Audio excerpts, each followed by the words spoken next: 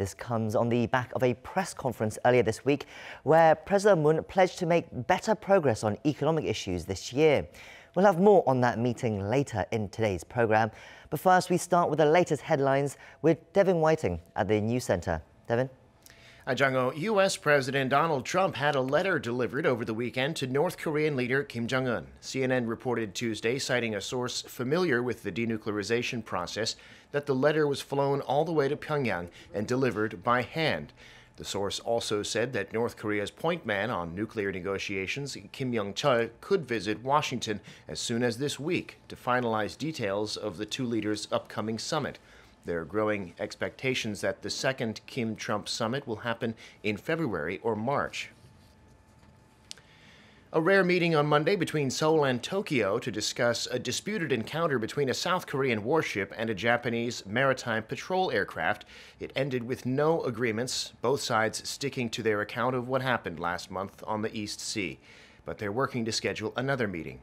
Kan Hyung-woo reports. General-level representatives from South Korea and Japan held military talks in Singapore on Monday, trying to resolve their misunderstandings over the dispute about Seoul's use of military radar in search and rescue operations last month. Despite the talks lasting about 10 hours, according to military sources, the two sides only reaffirmed their differences and couldn't reach any settlements. Tokyo insists a South Korean warship targeted its fire control radar on the Japanese maritime patrol aircraft on December 20th. Seoul denies the claim, saying its warship only used its search radar as the vessel was conducting a humanitarian mission to rescue a drifting North Korean ship in the East Sea. According to Seoul's defense ministry, South Korean officials demanded Japan's analysis of radar frequency data to verify what kind of radar the warship used, but the Japanese delegation refused to disclose the information. We are asking Japan to provide the radar frequency that it claims its maritime patrol aircraft picked up.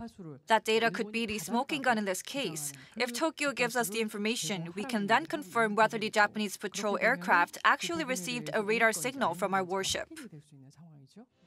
In December, South Korea and Japan held a working-level video conference over the issue only to confirm their differences. A day later, Tokyo released a video from the aircraft in a bid to back up its claim.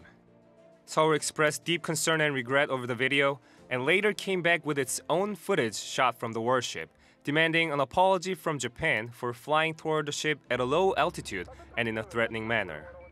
Monday's first face-to-face meeting between officials from the two nations did not settle the radar dispute, but Seoul's defense ministry says the two sides will work to schedule an additional meeting to try to resolve the issue. Kan Hyung-woo, Arirang News. The Defense Ministry has published its white paper for last year. A lot has changed since the last white paper 2 years ago. Thanks to the thaw in inter-Korean ties, the report has stopped referring to North Korea as South Korea's enemy. Park Ji-won has more. South Korea's Ministry of National Defense has published its 2018 Defense White Paper. The white paper is published once every 2 years to inform the public of defense policies and future policy direction and to ensure the transparency of the military. What is noteworthy about the latest white paper is that it has stopped pointing to North Korea as the enemy of South Korea. The previous white paper, published 2 years ago, has stated as long as North Korea's nuclear threats exist, the North Korean regime and the North Korean military are the enemy of South Korea. But this latest white paper broadly states that any entities that threaten and invade South Korea's sovereignty, territory, people, and property are deemed as enemy. However, it still states that North Korea's weapons of mass destruction are a threat to the peace and stability of the Korean peninsula, adding the South Korean military will support the efforts to achieve complete denuclearization. The paper also says North Korea is estimated to possess about 50 kilograms of plutonium and a significant amount of highly enriched uranium. The report clarifies the South Korean government's so-called 3-axis system, a three-pronged strategy to counter mainly North Korean threats, using the kill chain preemptive strike system, the Korean air and missile defense system, and the Korean massive punishment and retaliation strategies will be extended in a way better suited to a long-term vision of the nation's defense posture, responding to any sort of security threat. The latest white paper also highlights the government's firm defense posture on the northern lemon line, the de facto maritime border dividing South and North Korea, as well as the nation's eastern islets of Dokdo. In addition, the defense report restates the Moon administration's Defense Reform 2.0, a comprehensive government scheme aiming to modernize the nation's defense structure by 2022. The report also stresses that the South Korea-U.S. alliance will continue to develop as a complementary, comprehensive alliance, reaffirming the ironclad military partnership. It states South Korea is taking necessary steps to prepare for the transfer of wartime operational control in the near future. Park Ji-won, Arirang News. President Moon Jae-in is holding candid discussions this afternoon at the Blue House with South Korea's biggest business moguls. The town hall-style meeting will focus on pending economic issues as part of the administration's push for the firms to invest and spend to boost the economy. It brings together high-profile business executives from firms like Samsung Electronics, Hyundai Motor, SK, LG Group, and POSCO, as well as the heads of mid-sized companies. Officials say the participants will be encouraged to voice their opinions to the president in a frank and open manner. South Korea's export and import prices both dropped last month. They were both affected by falling global oil prices especially. But the price of one of the country's main exports, memory chips, was also down. Our Ko Ryun-hee explains. Export and import prices are the main indicators of how a country is affected by global trade conditions. And according to the nation's central bank on Tuesday, South Korea's export and import prices both dropped last month, mainly due to lower international oil prices. In December, import prices fell by 3.4% from the month before, the second monthly decline in a row. As for why, the BOK pointed to international oil prices, which fell by more than 12% on month. The price of Dubai crude, South Korea's benchmark, was around $57 a barrel, around $8 cheaper than in November. Analysts said there were signs of oversupply in the U.S., but also investor sentiment was low because of the slowing global economy and lower demand for fuel as a result. For instance, in December, the import prices of petroleum and coal products dropped by more than 10% on month. Generally, import prices affect domestic producer prices, which in turn influence consumer prices. Export prices also decreased by 2% during the same period. In particular, the export prices of petroleum and coal products dropped by more than 12%. Prices of chemical products also fell by more than 3% due to lower demand from China. BOK officials say this is partly because of the U.S.-China trade war. The export prices of electrical equipment and electronics, which include semiconductors, dropped by more than 1%. Prices of flash memory in particular dropped by almost 7% on month and more than 43% on year due to lower demand.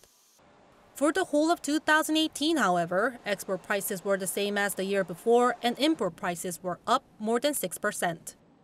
Ko Ryun-hee, Arirang News. I'm Devin Whiting, and those are your news headlines.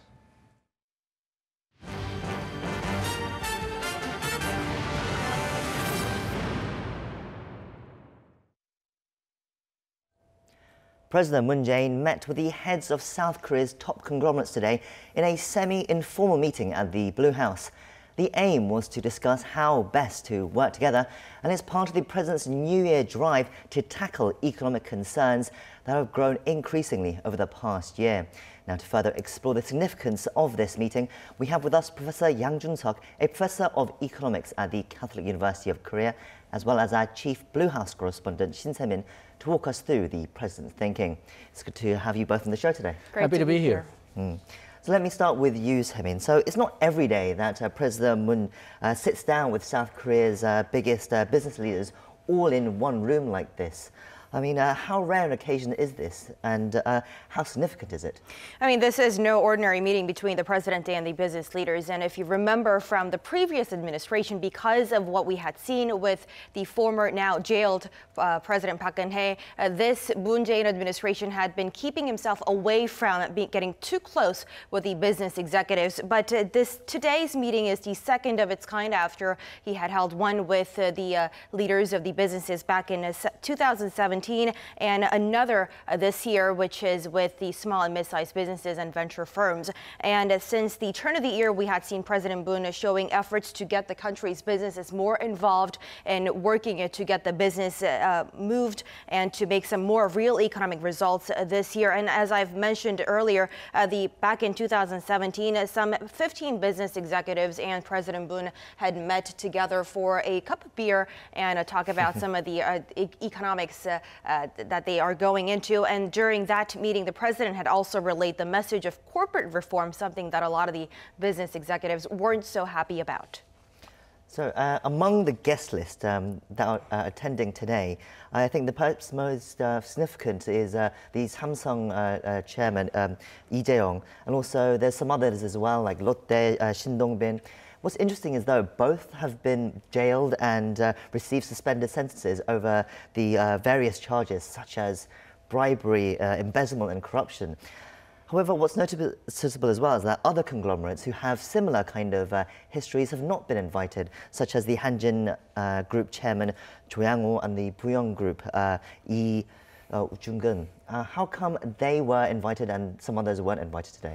Now, the presidential office says the list of participants today had been recommended by the Korea Chamber of Commerce and Industry firsthand and then was finalized by the top office itself, given that the event is being held at the Blue House. And of those recommended includes leaders of representing different types of businesses and different of the regions as well. And as much as the focus is on the talks between the president and the leading business executives, the issue of who is in and who is not in on the list is also trending. And as you've mentioned, Chang-ho, if you look at the list of attendees, the leaders who have returned to running businesses after their probation or sentences have been suspended are on the list of attendees today, while those with confirmed or pending prison sentences have not been on the list. So that puts Samsung Electronics' Lee Jae-yong and Lotte's Shin Dong-bin on the list for the discussions today, along with other high-profile executives like the Hyundai Motor Group's Chung Ui-sun and LG chairman Koo Kwang-moon. Professor Yang, I want to ask you first, what is your opinion of this guest list when you look at this people who are attending today? Okay, well, there's a wide variety of people invited, perhaps too wide. You have large companies, you have small and medium-sized companies, you have venture companies, IT companies, traditional manufacturing companies. They all have similar items of interest, but they also have widely different items of interest. So I'm not quite sure whether this unwieldy size makes an effective meeting. But I think President Moon is genuinely interested in how the businesses feel. It's very often difficult to get what feel of what it's like on the ground when you're a government official, especially a high-level government official. So I think there's some genuine interest in trying to get a feel of what the businesses feel right now. But also, this administration has been burdened with a reputation for being anti-business. So much of the administration has been taken up with North Korean issues and then welfare issues such as minimum wage, 52-hour work week, and anti-monopoly issues and corporate governance issues that deals with also the political influence. So I think this administration does have a reputation for being anti-business, and they're trying to get around it, and I think this is one of their attempts. Yes, so he's meeting with the conglomerate heads today, but last week he met with some of the smaller businesses as well. I mean, you're saying he's trying to get more face time with these kind of leaders to get better communication, but do you think it's an effective way for this to happen? Well, I think it would have been much more effective if they had a beer type of meeting with smaller cadre of members. But I think this has as much a PR point of view as a practical policy point of view. They are interested in showing that this administration is not as anti-business as people think. And I think having so many business leaders here trying to express their point of view may be an effective PR way of doing changing people's opinions around. But I would really like to see this particular large meeting being reinforced by a series of smaller meetings. If the president cannot handle it, then maybe the prime minister and the high-level officials just having regular meetings with selected groups of corporate leaders in specific fields. The format of today's meeting is also grabbing the attention as well, Taemin. So the presidential Blue House is describing it as a town hall style meeting. And this, as you mentioned before, previously they also had in 2017 this kind of meeting with conglomerate heads where they had talked over some beers, as they say. But this is a very new style of, I think, talking with other leaders that this President Moon Jae-in has brought in. What is the thinking behind having this style of meeting, and how was the last meeting in 2017 seen in the public consensus? I mean, to answer your second question, the general consensus of that beer meeting back in 2017 was viewed as a positive way in getting the talks going between the president and the business leaders. But the reason the meeting today is being held in a town hall setup is because the president had wanted this event to be more out of the formality, so that they have a frank discussions as to what they need from the government and what the president can provide to the business leaders moving forward. And this is the type that we've seen with in terms of meetings with SMEs and venture firms last week, as well as, I mean, even the reporters as well. So opening up the field for discussions, for open discussions, is, I think, one of the reasons behind that president and the Blue House had aimed for in the beginning. And the businesses had been trying to work under the Moon administration for the past 2 years now. So today's meeting, it may seem to work as a way to, help them fine-tune some of the necessities going further, especially with many of the economic indicators turning south in the past couple months that we've seen. And so no pre-selected questions and scenarios we know so far. And the participants and the government officials, including the president, will, I believe, will be speaking in a frank discussions with no restrictions. Professor Yang, I want to go back to some of the guest list again as well. So we mentioned Samsung's de facto chief Lee Jae-yong, but I think that's very significant as well, because Samsung is South Korea's biggest conglomerate. 14% of South Korea's GDP is supposed to come from Samsung as well. I mean, what does it say that President Moon is so keen to meet Samsung's chief like this here in the setting? Okay, well, I think the significance is, as you mentioned, Samsung is the largest conglomerate. Also, if you look at the last year's statistics, most of the economic statistics were fairly bad, except for exports and exports of semiconductors in particular, and obviously Samsung is the leader in semiconductor exports. So there's that significance there, just numbers. But also, if you look at people, young people who want to get a job, Samsung is one of the places where they really want to get into.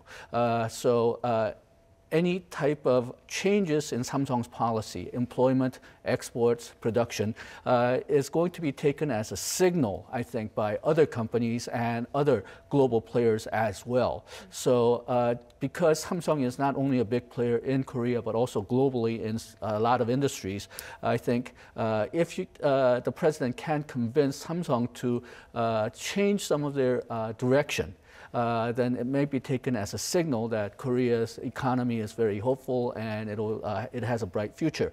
But I think the sort of danger in that is that he doesn't want to push them too hard.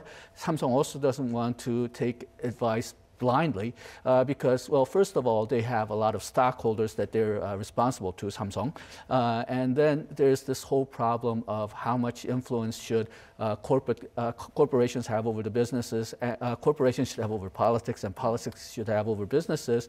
That still hasn't been worked out yet. And Lee Jae-yong is especially going to be very sensitive to that.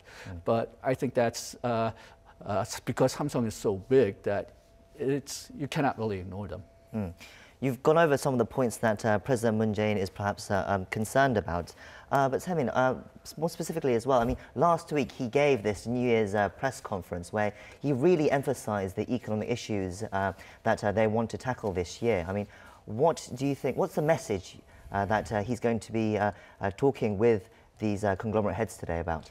I mean, you've mentioned President's New Year's address, and we already know that President Moon had said once and for all that he is standing by his income-led growth policy, which is something that he had been, anchoring since the turn of his administration. And although the president said he is willing to make necessary changes, whether it be the 52-hour week-long the working hours or the hike in minimum wages, that alone means that the trunk of the administration's economic policies won't change much at this point. Now, the experts I've talked to say, I'm not so sure if Professor Yang would agree to that, but they say that it just trickles down to who makes the first move, which means in order to get the corporates to start spending and make more investments and to keep the businesses more flowing and up the consumption, they want to know whether the administration is making the move of scaling back its regulations that it had first imposed at the turn of the year, or whether the businesses will be suggesting or coming up with more recommendations to start up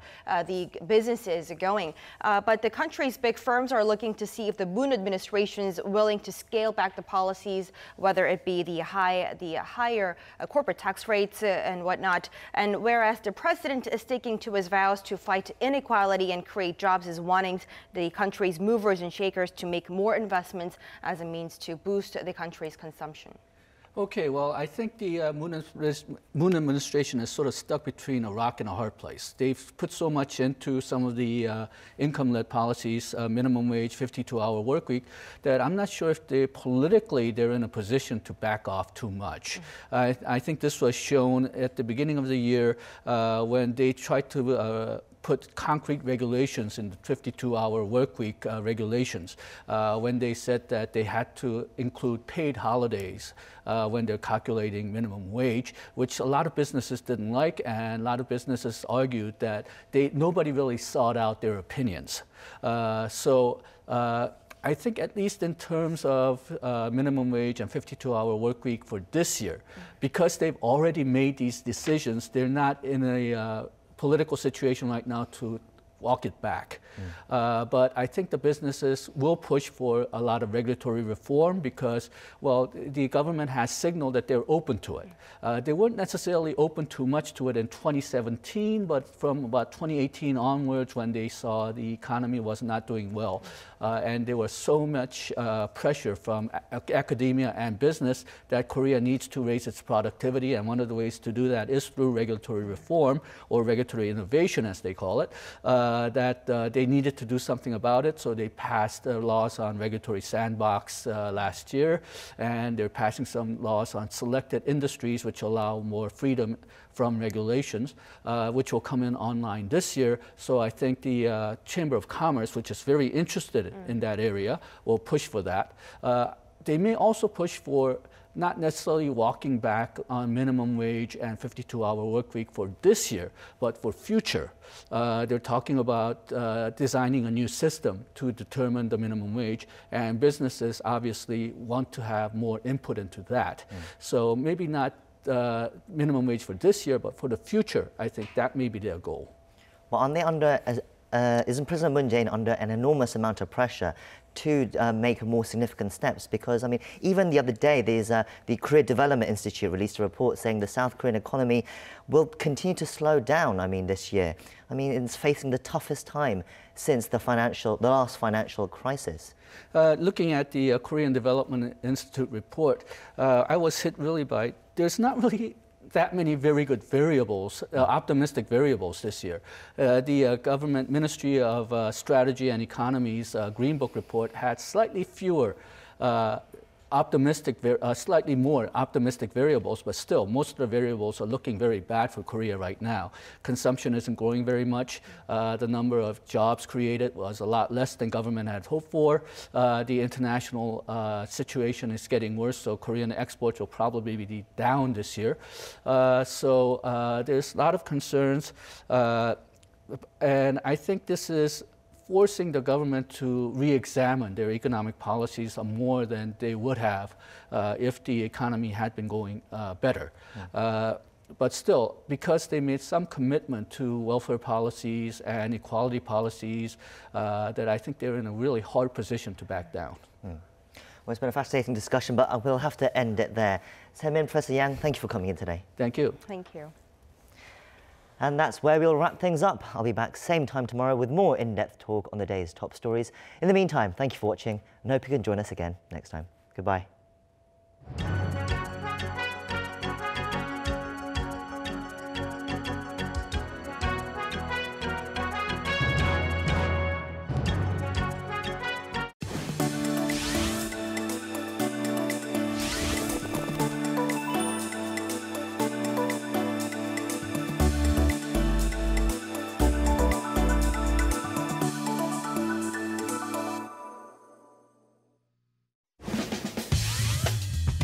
January monthly highlight. Hospitals, they operate much like a listed. Get all the news happening in and out of Korea.